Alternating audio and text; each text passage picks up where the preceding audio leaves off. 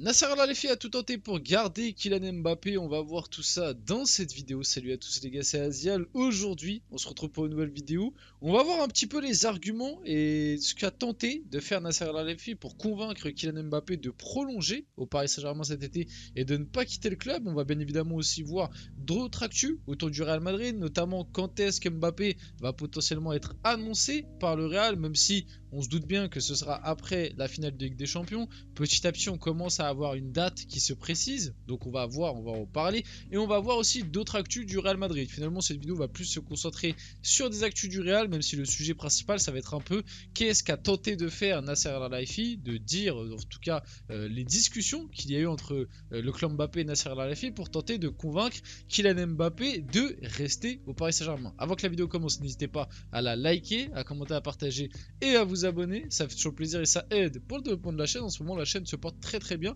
et je vous en remercie. Donc on peut y aller dès maintenant et on va voir les arguments de Tonton Nasser. Maintenant qu'on a appris lors de la fameuse déclaration, l'interview à CNN, que Kylian Mbappé a prolongé en 2022 principalement pour la Coupe du Monde.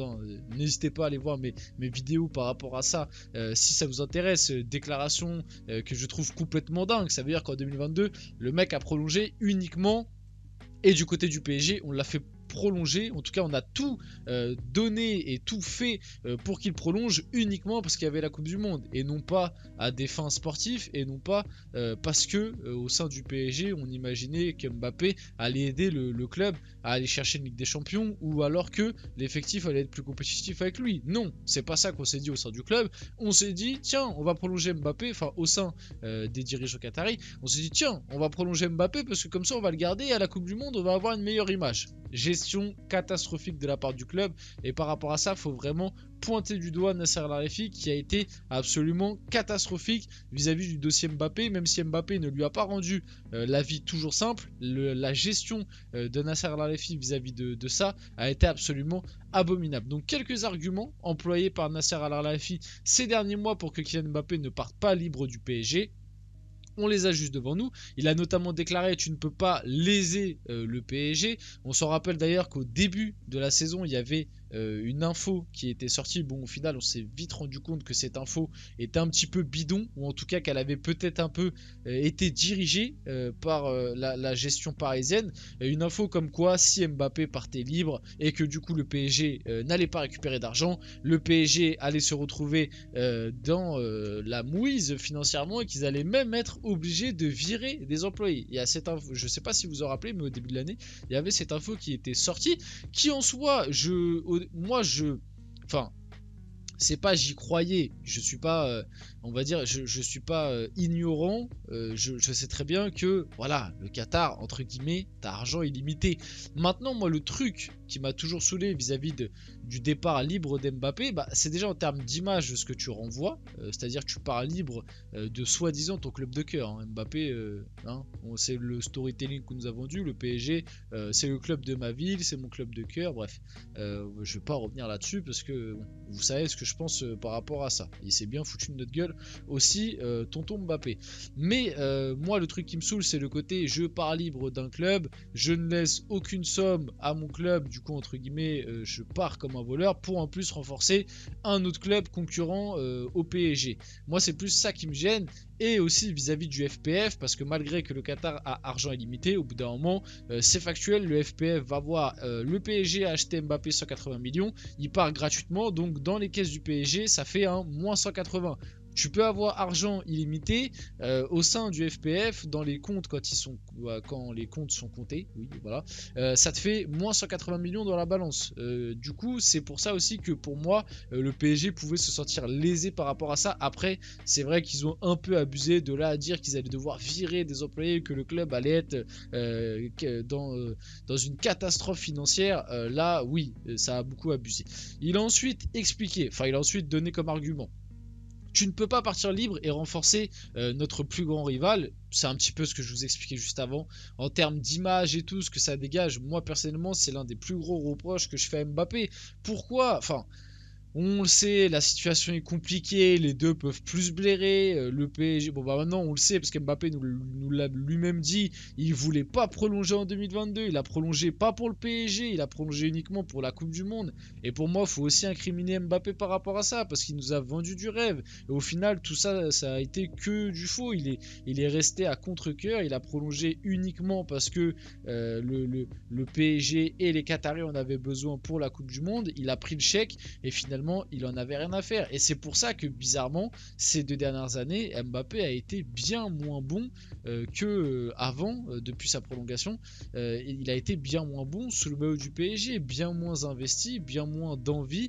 Et moi c'est ça le truc qui me désole, c'est qu'au bout d'un moment, ok, t'as prolongé pour pas les bonnes raisons. Malgré tout, je trouve que le club t'a donné des choses, que ce soit financièrement et que ce soit même en termes purement sportifs. Le PSG, une fois la prolongation de Mbappé, a construit quand même quelque chose autour de lui. C'était la pièce centrale de l'équipe, où ça l'est devenu encore plus parce que ça l'était déjà peut-être un peu avant. On a quand même relégué au second plan Messi et Neymar, excusez du peu, pour te mettre toi en avant. Et toi, la seule chose que tu trouves à faire, c'est te plaindre très souvent, hein, si on doit être honnête, plusieurs fois des sorties médiatiques où tu as mis en porte-à-faux le club et uniquement le club, et médiatiquement dans ce que ça dégage, c'est pas bon. Tu aurais pu le faire en interne, non, tu as décidé de le faire aux yeux de tous pour bien montrer que la gestion du PSG n'était pas bonne, et du coup tu n'as pas servi le club à ces moments-là. Et ouais, le côté partir libre, laisser rien au club dans lequel tu as passé quand même 7 ans, même si le PSG est un club aisé financièrement, mais c'est par pur principe en fait. Et en plus de ça, tu pars libre dans l'un des plus, enfin les plus grands rivaux. On va pas dire ça, mais en tout cas dans un concurrent à la victoire en Ligue des Champions du Paris Saint-Germain. Bah pour moi, c'est un gros problème. Bon, il a ensuite dit tous les grands joueurs, Bellingham, Kane, partent en laissant de l'argent à leur club. Et en vrai, bah il a raison.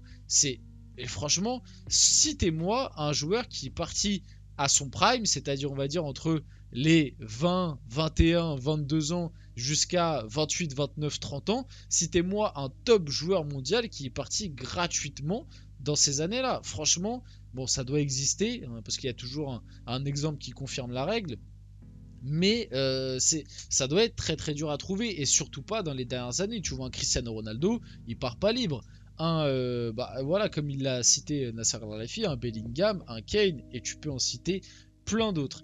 Et pour finir, bon ça c'est l'argument le plus bidon je trouve, tu vas légitimer la Super League, ça vraiment je trouve l'argument absolument bidon, mais il l'a cité parce que on a appris très récemment via un article de l'équipe d'ailleurs que Nasser Al-Khelaifi et Florentino Pérez ne pouvaient plus se blairer non plus, et c'est pour ça que je pense que là Nasser il doit être au bout du rouleau parce qu'il peut plus blairer Florentino Pérez, et en plus de ça Florentino Pérez lui prend Mbappé libre. Et pourquoi ils ne peuvent plus se blairer? Justement à cause du sujet Super League, parce que Nasser Al-Khelaifi lui est président des clubs de l'UEFA, quelque chose comme ça, donc en gros il représente un peu les clubs en Ligue des Champions, en tout cas politiquement parlant. Et bah de l'autre côté t'as Florentino Pérez qui est en train de créer la Super League, donc forcément les deux sont un petit peu en guéguerre par rapport à ça. Le Real Madrid va annoncer Kylian Mbappé après la finale de Ligue des Champions, ça on le sait, c'est quelque chose qu'on a souvent entendu ces derniers temps. Mais il y a un petit peu plus d'indications par rapport à ça. Et normalement, ça devrait être le 3 juin. Alors bon, ça peut changer. Mais normalement, si tout se déroule comme prévu et comme c'est prévu à l'heure actuelle, on a quelques insiders qui ont sorti cette date-là.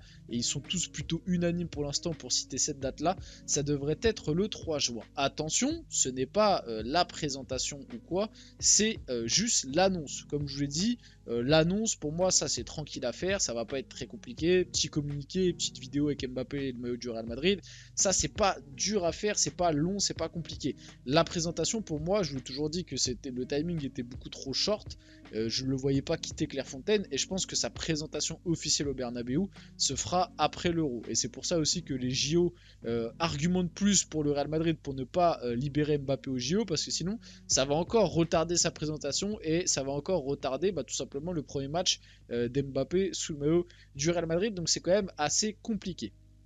Jude Bellingham a déclaré Mbappé nous élèverait à un autre niveau. Ça sera un plaisir de jouer avec lui.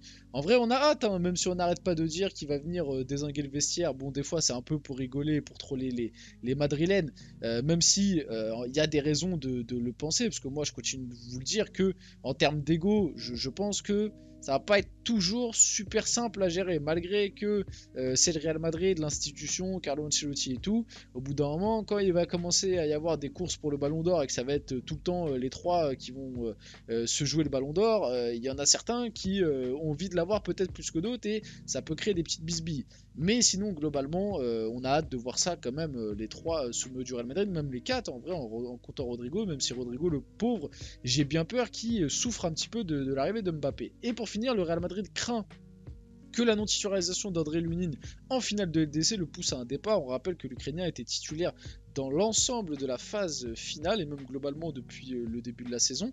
C'est vrai que je comprends pas trop la gestion du Real Madrid par rapport à ça, de titulariser Courtois en finale. Après bon, c'est leur choix et j'ai vu que la plupart des supporters étaient plutôt d'accord avec ça. Mais ouais, est-ce que ça pourrait le pousser par un départ? Je sais pas, on va voir ça. On va suivre ça dans les prochains jours, prochaines semaines. On arrive sur la fin de cette vidéo, j'espère qu'elle vous a plu. Si c'est le cas, n'hésitez pas à la liker, à commenter, à partager et à vous abonner les gars. C'était Azial et on se retrouve très rapidement pour une prochaine vidéo.